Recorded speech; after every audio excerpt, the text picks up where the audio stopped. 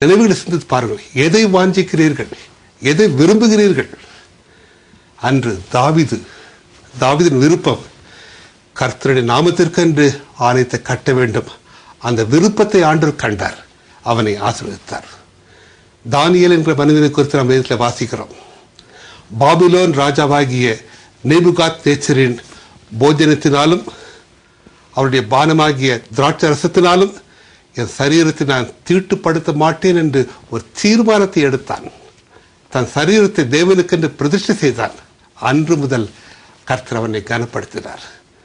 ஆண்டவர் கல்லினாலும் மரத்தினாலும் உண்டாக்கப்பட்ட ஆலயத்திலே வாசம் செய்ய விரும்பவில்லை. நீங்களே தேவனுடைய ஆலயம். நம்முடைய வாழ்க்கையாக தேவனுடைய ஆலயத்திலே அவர் வாசம் செய்ய விரும்புகிறார். உங்கள் இருதயம் என்ற சிம்மாசனத்திலே அவர் வீற்றிருந்து உங்கள் வாழ்க்கையை வழிநடத்த விரும்புகிறார். உங்கள் வாழ்க்கையில அவர் ஆளுகை செய்ய விரும்புகிறார். உங்கள் ஒவ்வொருவரும் நன்மையும் செமிமான பாதையிலே வழிநடத்த விரும்புகிறார். தேவனுடைய ஆலயமாகிய உங்கள் சரீரத்திலே அவர் வாசம் செய்ய விரும்புகிறார். அதற்கு நம் வாழ்க்கையை திறந்து கொடுப்போமா? நம் சரீரத்தை திறந்து கொடுப்போமா?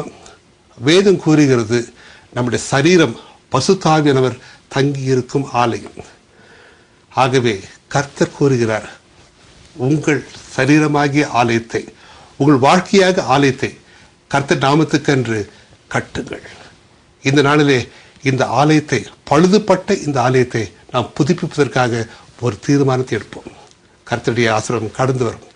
1 கொரிந்தியர் 6:19 உங்கள் சரீரமானது நீங்கள் தேவனாலே பெற்றும் உங்களில் தங்கியிருக்கிற பசுத்தாவினுடைய ஆலயமாய் இருக்கிறது என்றும் நீங்கள் உங்களுடன் அல்ல என்றும் அறியீர்களா? நம்முடைய சரீரம் தேவனுடைய ஆலயம். நீங்களே தேவனுடைய ஆலயம். எடுத்து வாசிப்போம்.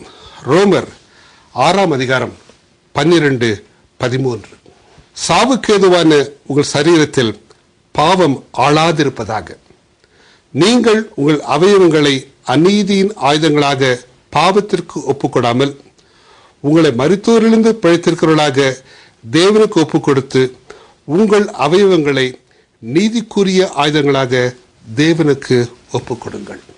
உங்கள் அவயவங்களை நீதிக்குரிய ஆயுதங்களாக தேவனுக்கு ஒப்புக் கொடுங்கள். இதைத்தான் கர்த்தர் நம்மிடத்திலிருந்து எதிர்பார்க்கிறார். நம்முடைய சாவுக்கேதுவான இந்த சரீரம் உயிர்ப்பிக்கப்பட வேண்டும்.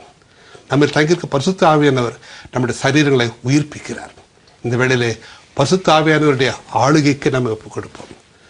நம்முடைய வாழ்க்கையை திறந்து கொடுப்போம். ஆண்டவரே, நீர் பாழாய் கிடக்கும் இந்த ஆலயத்திற்குள் வாரும். இந்த ஆலயத்தை புதுப்பியும் என்று நாம் நம்முடைய சரீரத்தை, நம்முடைய வாழ்க்கையை கர்த்தருக்கென்று அர்ப்பணிப்போம், பிரதிஷ்டை செய்வோம், ஒரு தீர்மானத்தை எடுப்போம். கர்த்தர் உங்கள் வாழ்க்கையை புதுப்பிப்பார், உங்கள் சரீரத்தை புதுப்பிப்பார், உங்கள் வாழ்க்கையில பெரிய காரியங்களை செய்வார். அன்று தாவீதை ஆசீர்வதித்த தேவன் உங்களையும் ஆசீர்வதிப்பார். உங்களுக்காக, உங்களோடு கூட கர்த்தரை நோக்கி ஜெபிக்க விரும்புகிறேன். இயேசுவை நோக்கி நாம் பார்ப்போம். எங்களை நேசிக்கிற ஜீவனுள்ள பரம தாபனே, இந்த ஜெப வேளைக்காக நன்றி செலுத்துகிறோம். இந்த நிகழ்ச்சியை பார்த்து கொண்டிருக்கும் அன்பான சகோதரர்களையும் சகோதரிகளையும் ஒவ்வொருவரும் பேர்பராக உங்களுடைய பரிசுத்த கரத்திலே ஒப்புக் கொடுக்கிறோம். எங்கள் இருதயத்தை காண்கிற தேவன், இந்த வேளையிலும் கூட இந்த நிகழ்ச்சியை பார்த்து கொண்டிருக்கும் ஒவ்வொரு இருதயங்களை காண்கிற தேவன், விருப்பங்களை காண்கிற தேவன். ஆண்டவரே, உங்கள் நாமத்துக்கென்று நாங்கள் ஆலயத்தை கட்ட முன் வந்திருக்கிறோம். பாழாய் கிடக்கும் இந்த ஆலயத்தை கர்த்தாவே நீர் பழுது பார்க்க வேண்டும். எங்களை ஒப்புக் கொடுத்து விட்டோம் சுவாமி. பரிசுத்த ஆவியானவரே, எங்கள் சரீரங்களை உயிர்ப்பிக்க வேண்டுமா ஜெபிக்கிறோம், புதுப்பிக்க வேண்டுமா ஜெபிக்கிறோம். எங்கள் சரீர அவயவங்களை நீதிக்குரிய ஆயுதங்களாக நாங்கள் ஒப்புக் கொடுக்கிறோம். நீங்கள் பொறுப்பெடுத்து வழிநடத்தி ஆசீர்வதி. எங்கள் வாழ்க்கையிலே, எங்கள் சரீரங்களிலே உங்கள் நாமம் மகிமையிடட்டும். துதி, கனம், மகிமை உமக்கே செலுத்துகிறோம். இயேசு நிமித்தம் கேளும் பரம தாப்பனே.